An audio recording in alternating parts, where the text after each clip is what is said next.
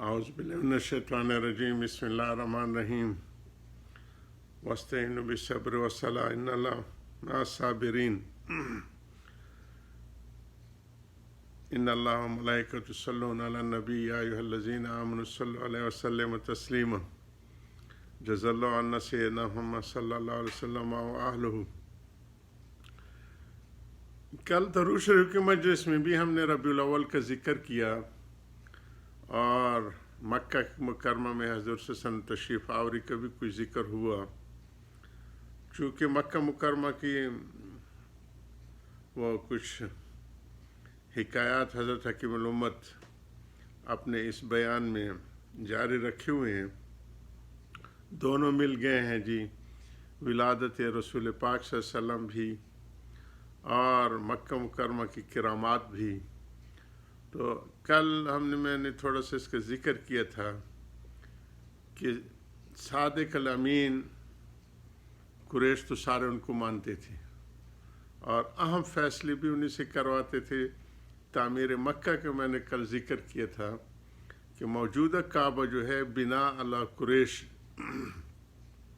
قریش نے جو کعبے کی تعمیر فرمائی تھی یہ اسی بنیادوں پہ ہے، اور اس کی کوئی 8 دفعہ تعمیر مستقل ہوئی۔ ابھی 99 میں ہمارے گورنمنٹ سعودی گورنمنٹ نے اللہ ان کو جزائے خیر دے حرمین کی کافی توسیعات اور وہ کی ہیں خدمات۔ اس میں جو کعبہ مشرفہ کی بھی جو ہے مرمت وغیرہ رینوویشن کے کام ہوا، اس کا تھوڑا ذکر ہوا تھا۔ اور حضور صلی اللہ علیہ وسلم کے زمانے میں تو مستقل تعمیر ہوئی تھی، کیونکہ اس سے پہلے وہ بنا ابراہیم پہ تھا۔ بنا ابراہیم کی اپنی صفات تھیں۔ اب تو یہ مکعب اس لیے کعبہ کہتے ہیں، تقریباً اوسطاً یعنی ہے 13 بائی 13 بائی 13 چوڑائی 13 لمبائی 13 اونچائی، کم و بیش تھوڑی سی یہ اس کی ہے، اس لیے اس کو کعبہ کہتے ہیں۔ مکعب کی شکل ہے، کیوبز جس طرح بناتے ہیں ہمارے انجینئرنگ جیومیٹری وغیرہ میں۔ تو یہ شکل قریش کے زمانے میں سب سے پہلے جو انجینئر اس میں جس نے اپنے ابراہیم علیہ السلام اسماعیل علیہ السلام کی تو کیا شان ہے، لیکن فنی حساب سے جس کو انجینئر کہتے ہیں، جو فن سے واقف تھے، باقومی تھے گریک یونان کے، اس کو اللہ پاک نے سعادت عطا فرمائی کہ اس کو انہوں نے انجینئرنگ کنسپٹس کے ساتھ تیار کیا، جن مشروں میں حضور صلی اللہ علیہ وسلم بھی شامل رہتے تھے۔ اور ہجر اسود کا جب وہ موقع آیا تو سارے قبائل الجھ پڑے کہ ہم لگائیں گے دوسرے، تو طے یہ ہوا کہ جو فیصلہ خاتم النبیین، اس وقت نبوت حضرت کو نبی تو بچپن ہی سے ان کو معصومیت ہوتی ہے، لیکن جبریل امین کی آمد اور وحی کا نزول شروع نہیں ہوا تھا، تو انہوں نے وہ چادر پہ رکھ کے سارے کونے ایک ایک قبیلے کے سرداروں کو پکڑا دیا اور پھر اپنے دستے مبارک سے موجودہ جگہ پہ اس کو نصب فرما دیا تھا۔ باقومی یونان سے تھے۔ یہ ہمارا یہ جو یمن کے ساتھ لگا ہوا سعودی بارڈر ہے، نجران کے عیسائی اس وقت مشہور تھے، جن کا ذکر قرآن میں بھی اور ان کے مناظرے اور اس کا جو ہے مباہلے کا ذکر قرآن میں ہے۔ ان میں ایک پادری تھے جو بڑے، چونکہ یہ قبل الاسلام کا زمانہ ہے، حضرت عیسیٰ علیہ نبی علیہ السلام کی تعلیمات جو تھی وہی جو ہے حقیقی تعلیمات تھی۔ بعد میں ان کے لوگوں نے اس میں تحریف کی اور انجیل میں، اور لیکن پھر بھی محرف شدہ جب انجیل حضور صلی اللہ علیہ وسلم سامنے لائی کی تو آپ نے اپنی چادر مبارک ڈالی، تکیہ منگوایا، اس کو اوپر رکھا. تو وحی کی کتابوں کا ادب حضور صلی اللہ علیہ وسلم نے سکھایا ہے. آج افسوس ہے کہ قرآن کو نیچے پھینک دیا جاتا ہے. قرآن کے ادب کے بارے کے معاملے میں بہت زیادہ کوتاہی ہونی شروع ہو گئی. بے ادب بے نصیب والی بات ہے.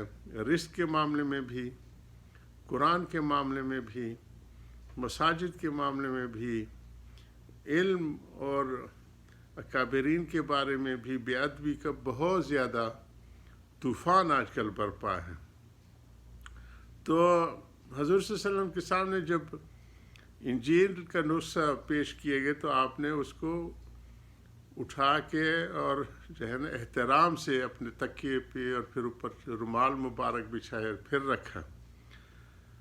اب ہمارے ہاں یہ حال ہے کہ زمین کے اوپر پھینک دیتے ہیں، اور جو زیادہ اپنے آپ کو بادب سمجھتے ہیں. اور آج کل تو یہ جو کرسیوں کو طوفان آیا ہے ہمارے مساجد میں، یہ انتہائی قابل تشویش ہے. انسان کے دو جوارے جو ہیں وہ دیکھو اللہ پاک کی قدرت ہے. شان جس کو دیتے ہیں، کعبہ کا پتھر اب سارے دنیا سے زیادہ شان والا ہے، اور کچھ پتھر ہوتے ہیں جو باتھ روم میں لگے ہوئے ہوتے ہیں، لیکن تخلیق تو سارے اللہ سبحانہ و تعالیٰ کی ہیں. تو انسانی جسم میں سب سے اعلیٰ جو اس کا حصہ ہے، اس لیے فرمایا گیا ہے کہ دین میں نماز کا وہ درجہ ہے جو سر کا بدن میں ہے. تو سر سب سے اعلیٰ، دماغ ہے، کان ہے، یہ سارے اسی میں، آنکھیں ہیں. تو سر سب سے اعلیٰ ہے انسانی جوارے میں، اور پھر اس سے نیچے جو ہے سرین جس کو کہتے ہیں، جو ہماری جو بیٹھنے کی جگہ ہوتی ہے، مقعد ہوتی ہے، کرسی کے اوپر لگتی ہے، یہ کیونکہ وہاں سے نجاست نکلتی ہے، اس کو دھوتے ہیں. نجاست کے راستے ہیں، سبیلین ان کو کہتے ہیں، دو راستے جس سے پیٹ کی گندگی اور نجاست نکلتی ہے. اور دوسرے قدم جو کیونکہ وہ زمین کے ہر چیز کو ٹچ کرتے ہیں. تو بزرگوں نے یہ ادب قرآن کے متعلق فرمایا تھا کہ جہاں قدم پڑیں وہاں قرآن نہ پڑھیں. ان لوگوں کو یہی بڑا دھوکہ ہوتا ہے کہ یہ مسلح تو ابھی میں خرید کے آیا ہوں، یا نئی قالین ڈالی ہے تو اس پہ کیوں نہ رکھوں.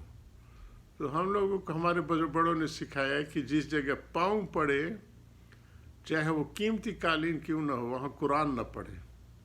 اس کو پاؤں کے ٹچ کرنے سے تعلق ہے، اس کی نئی قالین ہونے سے تعلق نہیں ہے. اسی طرح جو سرین جو کرسی کے اوپر سیٹ ہوتی ہے، سیٹنگ پلیس، وہ انسان کا جو سب سے ادنا جسم کا حصہ ہے وہ لگتا ہے. تو ہمارے ہاں جو آج کل یہ سمجھے جاتے ہیں کہ ہر ایک آدمی اپنے ساتھ کرسی رکھتے ہیں. وہ مصلی کے اوپر تو صرف نماز کے وقت کھڑے ہوتے، باقی وہ اس کے اوپر بیٹھے رہتے. اور جو اپنے آپ کو زیادہ بادب سمجھتے وہ پھر دوسری کرسی پہ ساتھ رکھ کے اسی کے اوپر قرآن پھینک دیتے.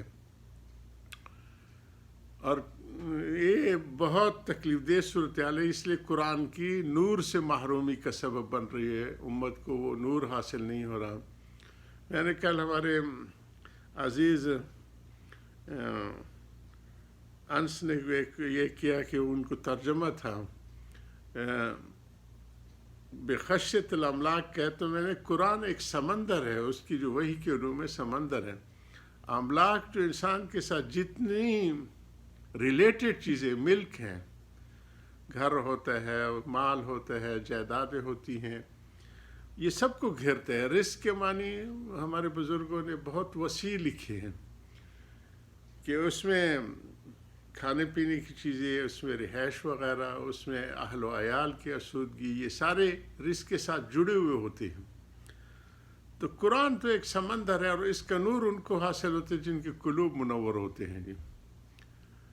اور جو بے ادب ہوتے ہیں، وہ کہتے ہیں با ادب با نصیب، بے ادب بے نصیب. تو اس لیے قرآن ان کے لیے پھر گمراہی کا سبب بن جاتا ہے، اور اس کو عام کتاب کی طرح اس طرح کیا جا رہا ہے.